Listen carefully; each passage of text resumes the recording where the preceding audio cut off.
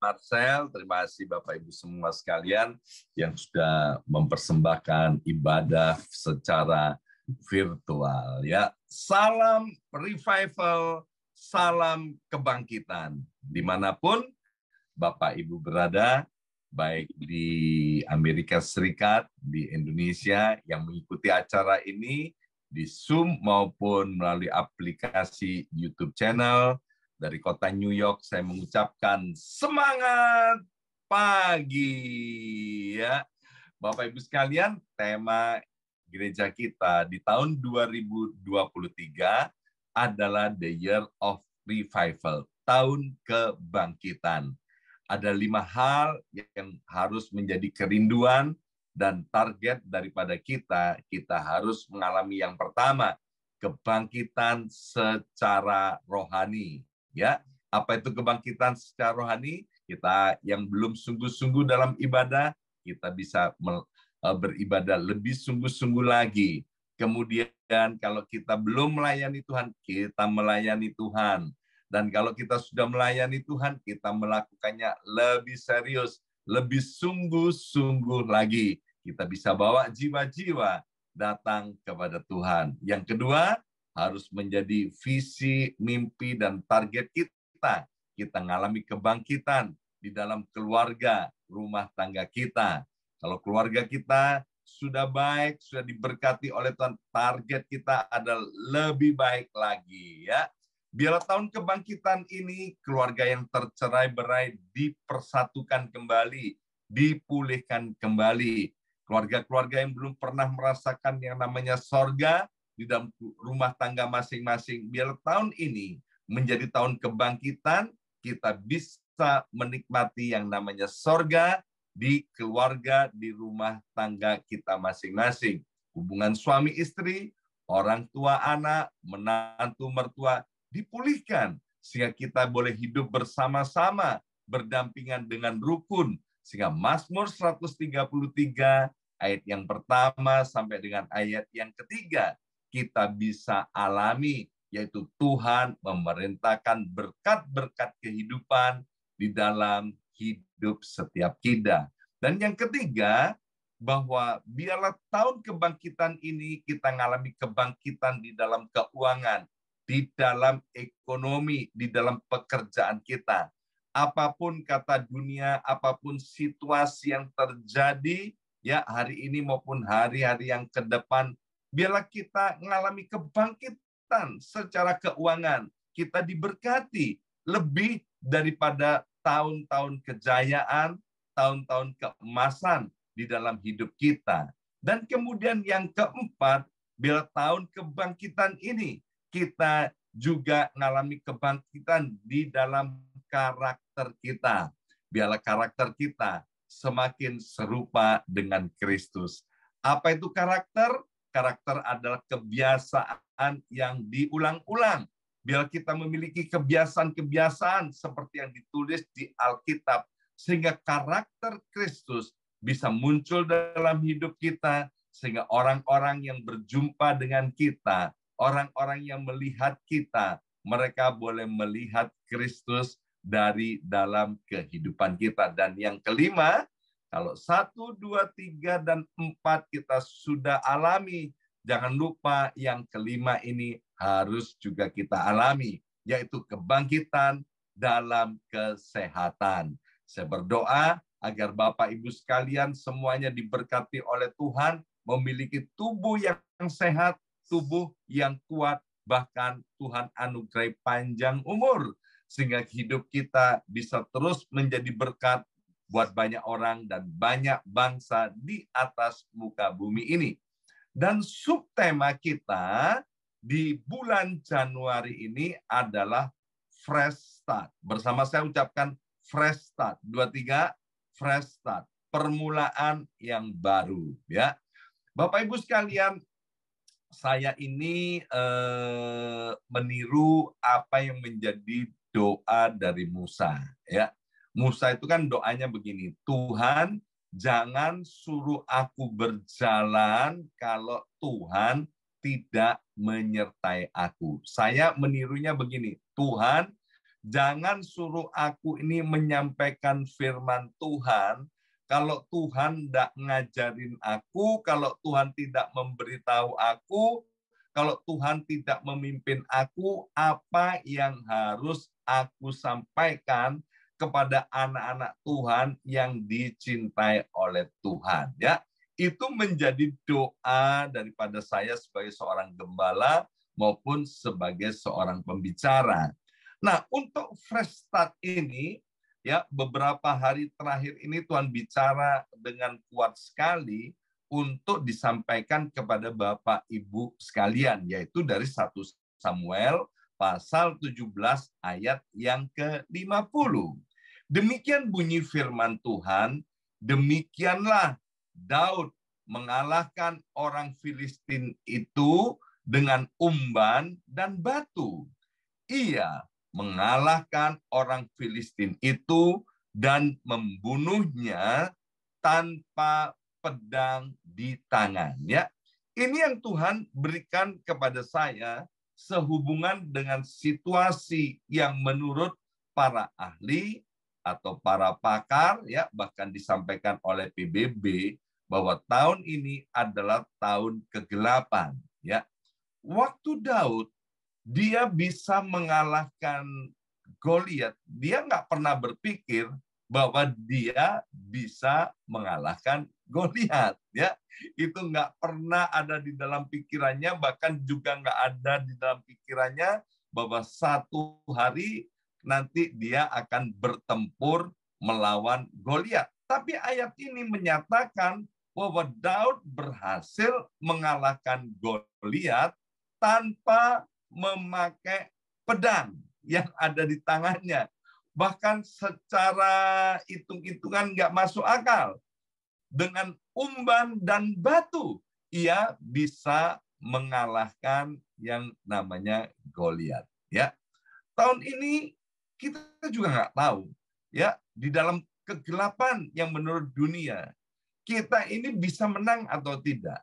Ya, tapi biarlah apa yang dialami oleh Daud, apa yang menjadi habit daripada Daud, apa yang menyebabkan Daud ini mengalami kemenangan, biarlah ini menjadikan pewahyuan atau rema buat setiap kita. Sehingga apapun yang kita hadapi di hari-hari yang akan datang, minggu-minggu yang akan datang, bulan-bulan yang akan datang di tahun 2023, biarlah akhirnya kita mengalami kemenangan yang luar biasa. Kalau kemudian kita bertanya kepada seseorang, siapa Daud? Ya, maka kebanyakan orang akan berkata begini. Yang pertama, Daud adalah seorang yang luar biasa, yang mengalahkan Goliat. Kemudian ada yang berkata bahwa Daud adalah seorang gembala. Daud juga adalah seorang pemazmur. Daud adalah seorang raja terbesar di Israel. Daud adalah nenek moyang daripada Yesus Kristus Tuhan. Dan juga ada hal yang lain dari Daud. Kalau ditanya siapa Daud, ada yang bilang Daud itu adalah penjinah. Daud adalah pembunuh yang keji. Dia adalah pembohong. Dia adalah pengkhianat. Ya. Nah, daftar yang pertama tadi itu ingin dimiliki oleh setiap kita. Pembunuh, raksasa, pemazmur, pemuji, dan lain sebagainya. Tetapi daftar yang kedua yang saya sebutkan tadi, ya tidak ada seorang pun yang kepingin memiliki. Tetapi mungkin kita yang tidak kepingin memiliki hal yang kedua itu, tapi kita sedang menghidupinya, ya. Dan kabar baiknya, Tuhan Allah kita, Yesus Kristus adalah Tuhan Allah yang penuh dengan kasih. Daud yang ada banyak sisi positif di dalam kehidupannya dan juga sisi yang negatif yang sangat mengerikan. Di dalam Kisah Rasul 13 ayat 22, Tuhan sendiri berkata, "A man after my own heart." Seorang yang berkenan di hadapanku itu adalah Daud. Tidak ada tokoh di dalam perjanjian lama yang diberi stempel oleh Tuhan bahwa dia adalah orang yang berkenan di hatiku. Bahkan saya renung-renungkan di Alkitab Perjanjian Baru, kayaknya juga nggak ada satu tokoh yang disebut seorang yang berkenan di hadapan Tuhan. Tapi Daud itu luar biasa, ya. Maka itu saya ngerti mengapa Daud pada waktu itu masih imut-imut, ya. Kalau kita pelajari Alkitab, usia daripada Daud itu tidak sampai 20 tahun, ya. Usia Daud itu nggak sampai 20 tahun. Dikatakan masih pipinya kemerah-merahan dan lain sebagainya. Dan kalau kita pernah ke Israel, kita juga tahu bahwa orang-orang Israel itu, maaf Bapak Ibu sekalian, bukan main fisik, juga nggak terlalu tinggi, ya. Rata-rata tinggi orang Israel itu sekitar 160, 165 cm tingginya, ya. Tapi luar biasa, Daud itu bisa mengalahkan yang namanya Goliat, yang Alkitab bilang tingginya kurang lebih 3 meter 20 cm, ya. Jadi kalau misalnya Daud itu tingginya 160 cm, berarti 2 kalinya daripada Daud. Jadi 3 meter 20 cm itu tinggi daripada Goliat. Dan Alkitab berkata, siapa Goliat? Goliat itu pendekar, ya kan? Bukan pendek dan kekar. Artinya Goliat itu adalah seorang jagoan. Alkitab juga bilang bahwa Goliat itu seorang tentara. Jadi di dalam urusan perkelahian, urusan pertempuran, Goliat itu adalah ahli dan pakarnya, ya. Sementara Daud kita tahu dia nggak punya pengalaman untuk berperang, ya kan? Apalagi menghadapi raksasa. Maka itu saya beri judul, subtema kita di bulan Januari ini adalah mengalahkan raksasa. Bersama saya ucapkan mengalahkan raksasa. 2, 3, mengalahkan raksasa. Percayalah, apapun raksasa yang ada di depan kita, kita pasti bisa mengalahkan. Kalau Daud yang imut-imut bisa mengalahkan, lebih-lebih kita-kita yang hidup di dalam perjanjian baru ini. Kita yang dicintai oleh Tuhan, kita yang dikasih oleh Tuhan. Ya. Nah, rahasia yang pertama, Daud itu bisa mengalahkan raksasa itu, yaitu ketika dimulai dari 1 Samuel 17 ayat 28 ini, menjelaskan kepada kita dengan apa yang diucapkan oleh Eliab, kakak yang tertua dari Daud, kepada Daud, ya. Mendengar perkataan Daud kepada orang-orang itu, bangkitlah amarah Eliab kepada Daud sambil berkata, "Hai Daud, mengapa kamu datang? Dan pada siapakah kau tinggalkan kambing domba yang 2-3 ekor itu di padang gurun?" Perhatikan, ya, kambing domba yang 2-3 ekor itu di padang gurun. Aku kenal sifat pemberanimu dan kejahatan hatimu. Engkau datang kemari dengan maksud melihat pertempuran. Bapak Ibu sekalian, ketika kita membaca ayat ini, kita mengerti bahwa Daud itu ternyata menggembalakan kambing domba cuman 2 atau 3 ekor. Bukan 20 atau 30 ekor, bukan 2.000 atau 3.000 ekor, tapi cuma 2 atau 3 ekor. Ya kan? Sedikit banget. Ketika saya ngerti ayat ini, ya, beberapa tahun yang lampau, dalam pikiran saya kan begini, Daud itu orang yang hebat, dia mengembalakan kambing domba. Wah, berapa ribu ya kira-kira kambing dombanya.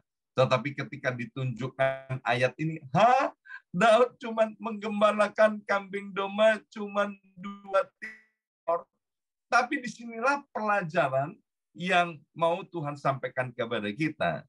Kalau kita lihat Alkitab, ya, yang dipakai oleh Tuhan itu biasanya orang-orang yang sederhana, ya, orang-orang yang punya kemampuan terbatas. Kenapa?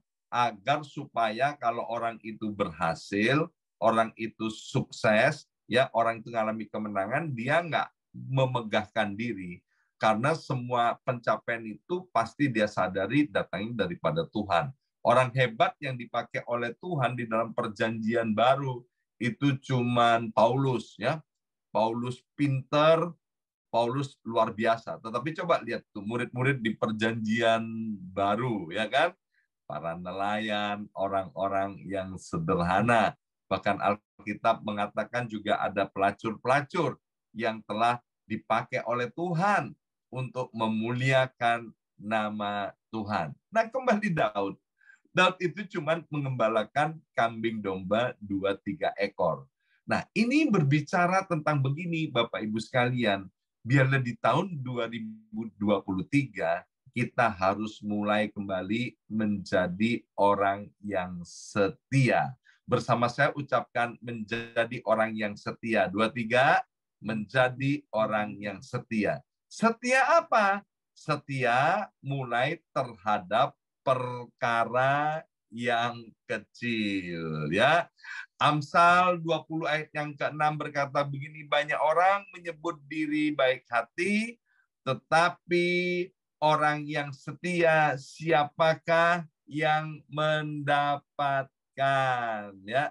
Orang baik, kita ketemu dengan banyak orang yang baik, ya. Ketika kemudian kita makan bakso di satu restoran di Amherst mungkin, ya kan, dan kemudian ada orang bayarin kita makan, kita bilang gini, aduh baik banget ya orang ini, ya, kalau aku dibayarin makan. Atau ketika kita sedang hujan-hujanan, tiba-tiba ada orang mengirimkan payung atau memayungi kita surprise gini, weh, orang ini baik banget ya mayungin aku. Kita ketemu dengan banyak orang yang baik. Tetapi Amsal berkata, orang setia siapa yang mendapatkannya. Jadi kita ini perlu menjadi orang yang setia. Menjadi orang yang setia itu dibutuhkan komitmen dan kemauan yang kuat. Saya sudah sampaikan, ada hal-hal yang di luar kontrol kita, dan ada hal-hal yang ada di dalam kontrol kita. Menjadi orang setia itu ada di dalam kontrol kita. Waktu Daud dipercayakan mengembalakan kambing domba yang 2-3 ekor, dia jaga kambing dombanya sedemikian rupa, ya. Kalau ada harimau, ada beruang, ada sesuatu yang membahayakan kambing dombanya yang cuma 2-3 ekor, maka Daud rela pasang badan untuk melindungi kambing domba itu. Kambing dombanya dipelihara, dikasih makan dengan baik. Kolose pasal 3 ayat 23 dan 24 berkata, apa yang kamu kerjakan, kerjakanlah seolah-olah untuk Tuhan, bukan untuk manusia. Percayalah Bapak Ibu sekalian, kalau kita melakukan perkara-perkara yang kecil itu dengan setia, Tuhan pasti akan mempercayakan perkara-perkara yang lebih besar. Kalau perkara-perkara yang kecil aja kita nggak setia, tidak mungkin Tuhan akan mempercayakan perkara-perkara yang lebih besar, ya. Hari ini apa yang Tuhan percayakan kepada kita? Mungkin di gereja, di pelayanan, kita dipercayakan perkara-perkara yang kecil, remeh di hadapan manusia. Atau mungkin di marketplace, di pekerjaan, di tempat kita bekerja, ya, dipercayakan oleh bos pekerjaan-pekerjaan, dan kita menganggap ini pekerjaan yang sepele. Bapak Ibu sekalian, lakukan dengan setia. Sebab ingat, Tuhan kita itu adalah Tuhan yang maha kuasa, maha hadir, maha tahu, ya. Kalau kita melakukan semuanya dengan segenap hati dan melakukan dengan setia, percayalah Tuhan yang akan memberikan upah kepada kita. Demikian juga di rumah, sebagai seorang istri, atau sebagai seorang suami, atau sebagai seorang anak, atau sebagai orang tua, ya. lakukan semuanya dengan setia. Karena kesetiaan ini adalah awal yang baik. Maaf Bapak Ibu sekalian, jadi orang jangan suka bosen, ya kan? Orang bosen itu bahasa kerennya yaitu orang yang gampang menyerah. Ya, jadi orang nggak boleh bosenan. Jadi orang jangan pernah gampang menyerah. Saya pernah satu kali ya 14 atau 15 tahun yang lalu di New York saya belajar Bapak Ibu sekalian ya, belajar bekerja. Bekerja apa? Saya sekeluarga ini bertiga bekerja di rumah, yaitu masangin anting ya, perhiasan imitasi dipasang di kertas kemudian dikasih label.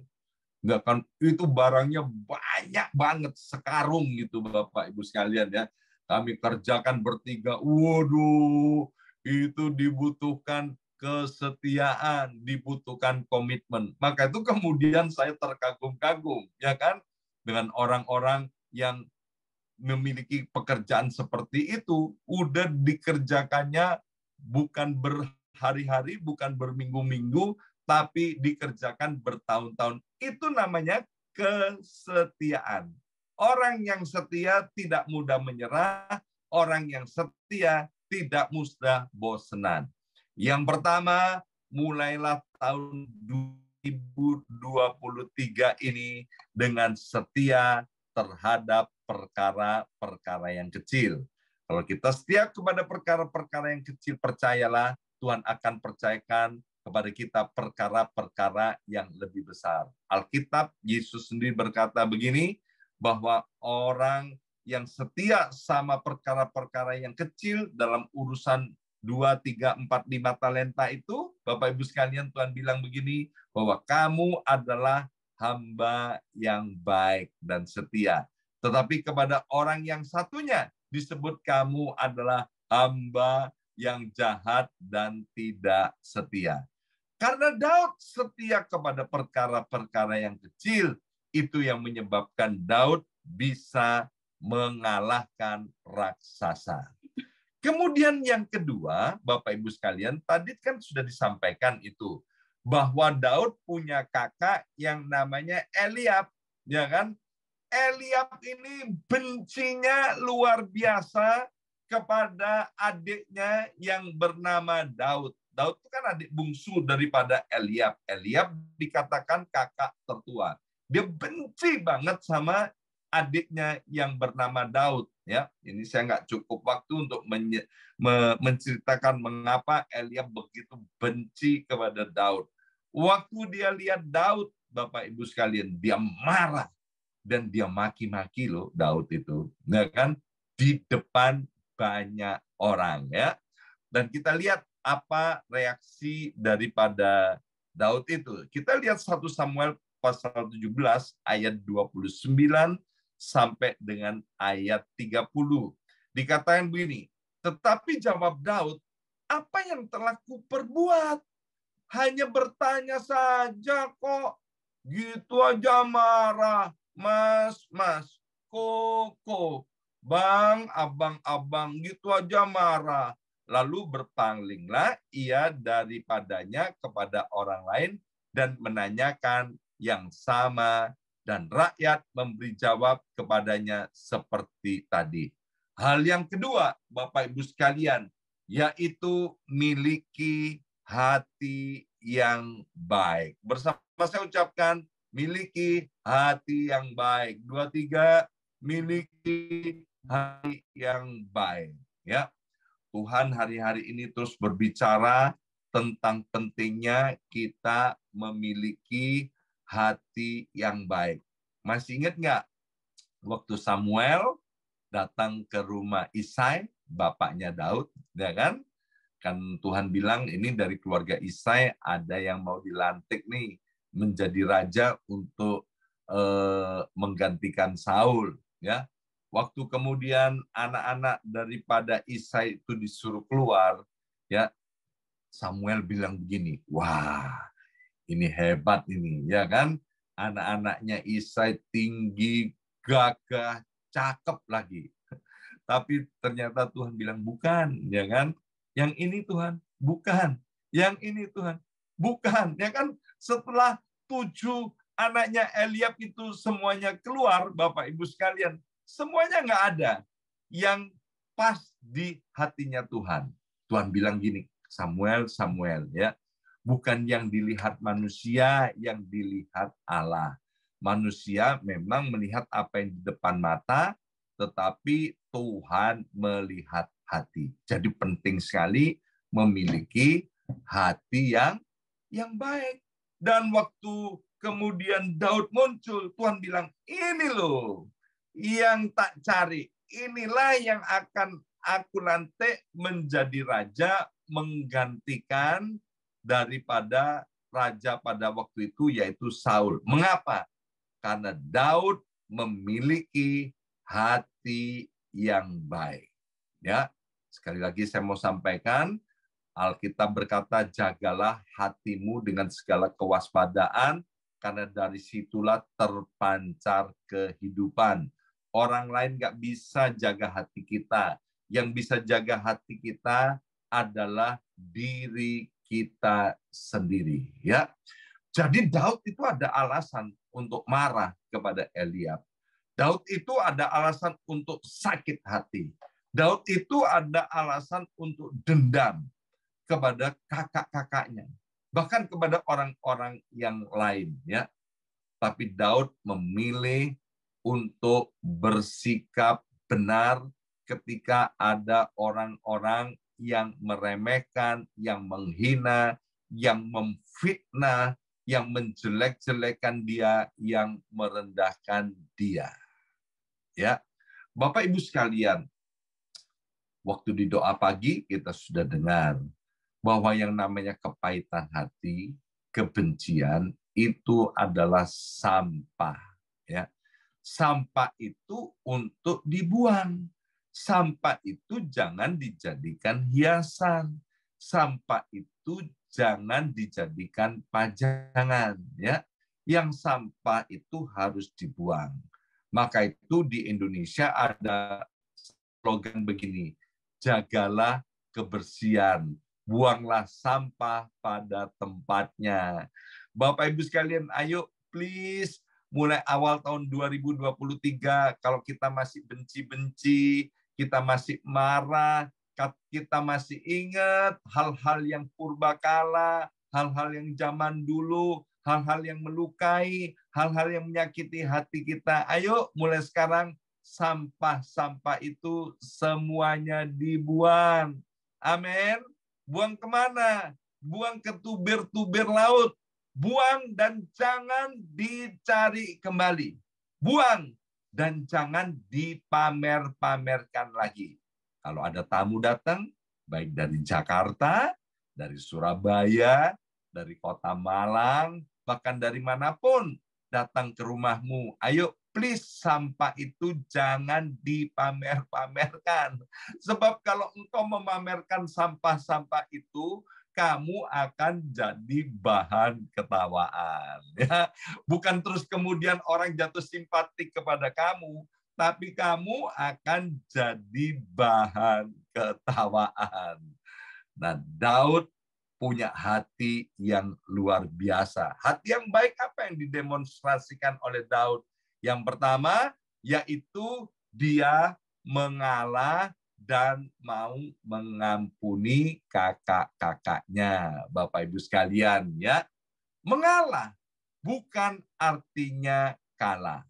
Mengampuni bukan artinya membuat orang lain besar kepalanya. Ya, kadang-kadang kita ini kan bingung dengan urusan orang kepalanya mau besar mau kecil, ya kan? Kok enak Pak, nanti dia besar kepalanya. Aduh, orang lain itu besar kepalanya, kecil kepalanya, itu kan bukan kepalamu. Biarlah urusan orang itu sendiri. Yang penting bagaimana kamu ini nggak sakit. Kalau kamu simpen sampah itu, kamu pasti sakit. Kamu akan jadi Kristen yang aneh. Orang-orang lihat kamu itu, ya kan? Ini orang katanya Kristen, ya kan? Tapi aneh. Kumpul-kumpulnya udah nggak suka. dengan yang dekat-dekat. Kumpulnya sukanya sama yang jauh-jauh aja. Ya kan? Bahkan kumpulnya suka yang apa? Yang onsite, yang online aja. Ya kan? Sebab kalau yang online begitu nggak suka dia bisa live meeting, ya kan? Tapi kalau yang onsite bingung dia. Kalau tersinggung nanti gimana, ya? Daud, Bapak Ibu sekalian, luar biasa. Dia memiliki hati yang baik, yaitu suka mengalah dan suka mengampuni. Yang kedua, kelebihan daripada Daud, yaitu hatinya gampang bertobat. Hatinya Daud itu mudah bertobat. Bapak Ibu sekalian, kita masih ingat bagaimana ketika Daud melakukan perbuatan yang sangat jahat, brutal sekali. Dia perkosa Batseba, dan kemudian dia bunuh itu suami daripada Batseba. Jahatnya nggak ketulungan, Bapak Ibu sekalian. Tetapi ketika ditegur oleh Tuhan, dia nggak bela diri. Dia bilang begini, Tuhan, ampuni Tuhan. Aku salah, aku berdosa kepadamu. Dan Daud di dalam kesalahan-kesalahan yang lain, ketika ditegur, maka Daud itu langsung bertobat. Maka itu Bapak Ibu sekalian, miliki hati yang baik, yaitu hati yang gampang bertobat. Ya, baik. Selanjutnya, mari kita lihat dari 1 Samuel pasal 17 ayat yang ke-40. Lalu Daud mengambil tongkatnya di tangannya, dipilihnya dari dasar sungai 5 batu yang licin, dan ditaruhnya di dalam kantung gembala yang dibawanya, yakni tempat batu-batu, sedangkan umbannya dipegangnya di tangannya. Demikianlah ia mendekati orang Filistin. Kita tahu di sungai itu banyak batunya, macam-macam batu yang ada di sungai. Tetapi mengapa Daud memilih batu yang licin-licin saja? Kok nggak pilih batu yang kasar-kasar? Kenapa pilih batu yang licin-licin? Ini bicara soal apa yang dipilih oleh Daud itu dituntun oleh Tuhan. Ini bicara tentang hikmat, ya. Dan kemudian mendekati orang Filistin itu bicara tentang iman. Alkitab bilang iman tanpa perbuatan adalah mati. Maka Bapak Ibu sekalian, ayo di awal tahun 2023, seperti Daud, kita di dalam bertindak atau berperilaku dalam hidup ini, pakailah hikmat dari Tuhan dan lakukan dengan iman. Jadi kita penting sekali Bapak Ibu sekalian untuk memakai hikmat Tuhan dan iman.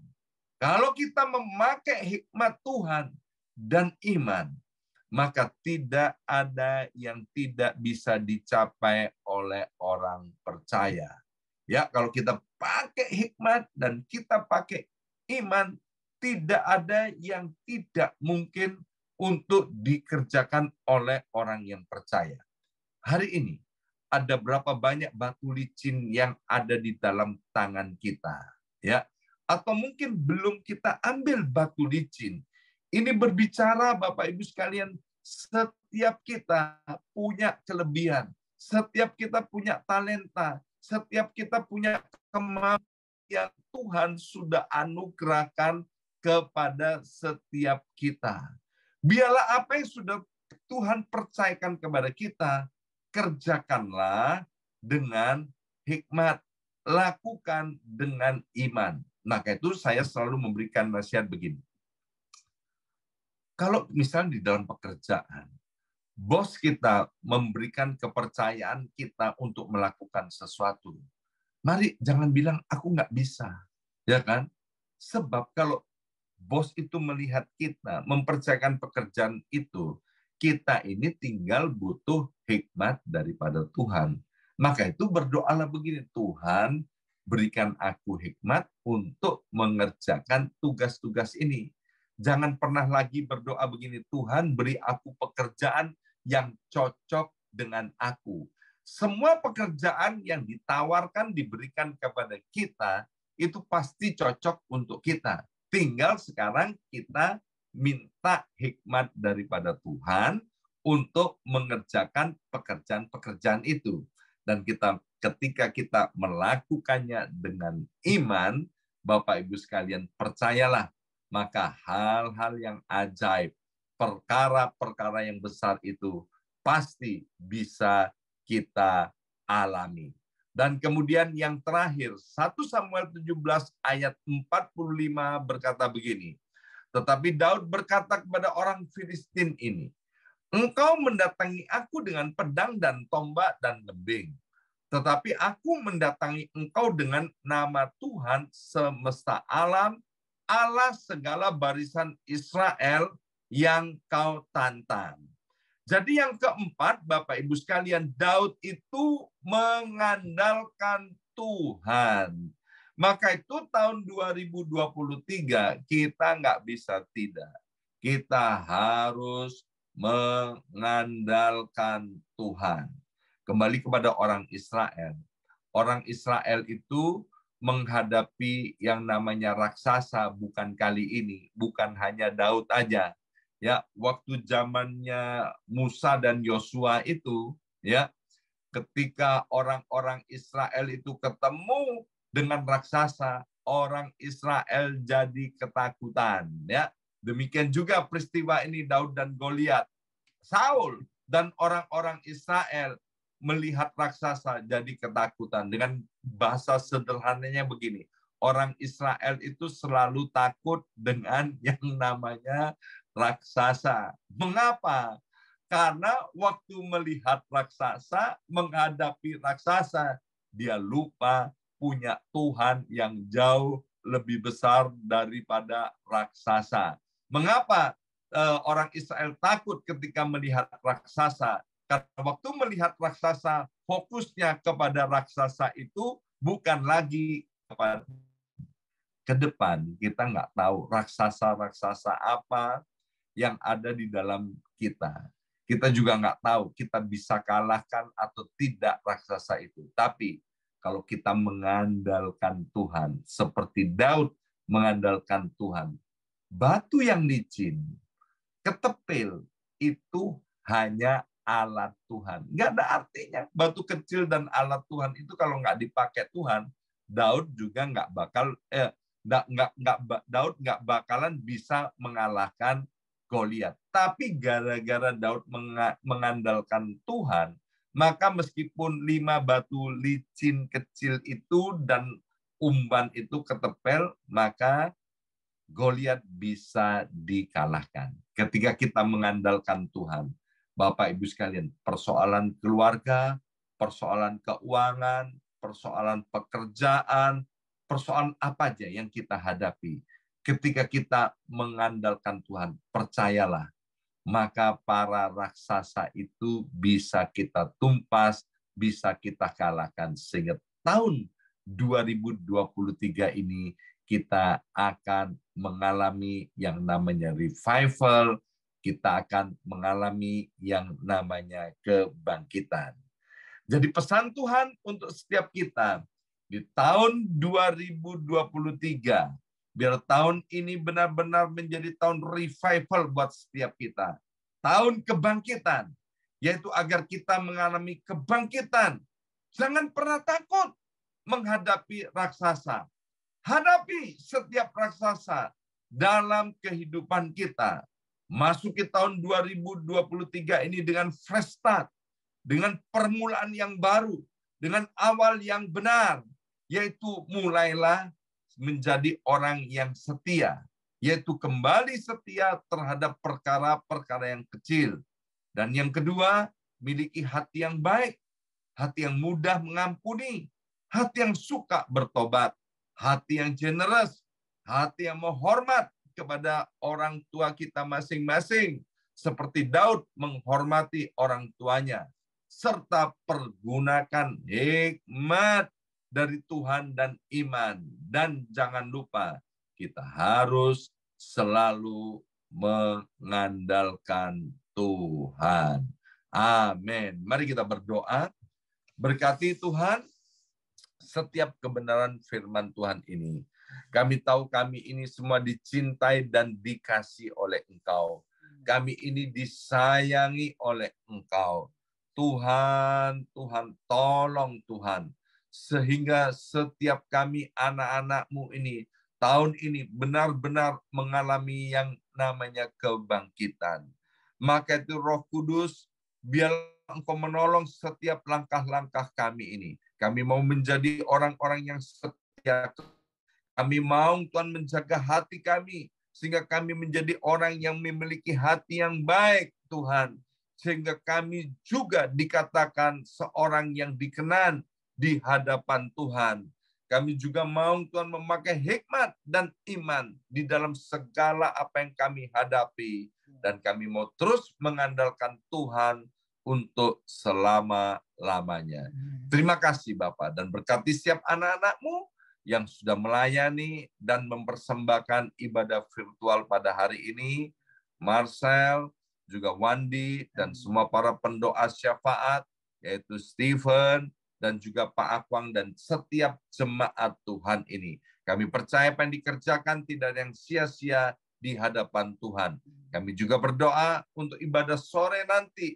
Tuhan tolong, Tuhan urapi semua anak-anak-Mu yang melayani, baik di sekolah minggu, imam-imam musik pujian, para asyir. Biarlah ibadah sore nanti Tuhan juga melawat sedemikian rupa, sehingga yang sakit disembuhkan, yang lemah dikuatkan, yang susah mendapatkan penghiburan daripada Tuhan.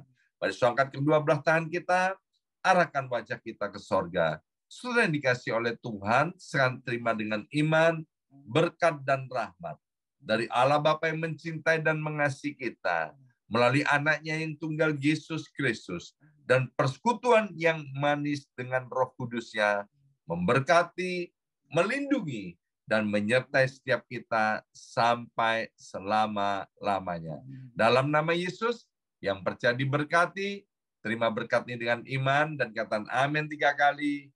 Amin, amin, amin.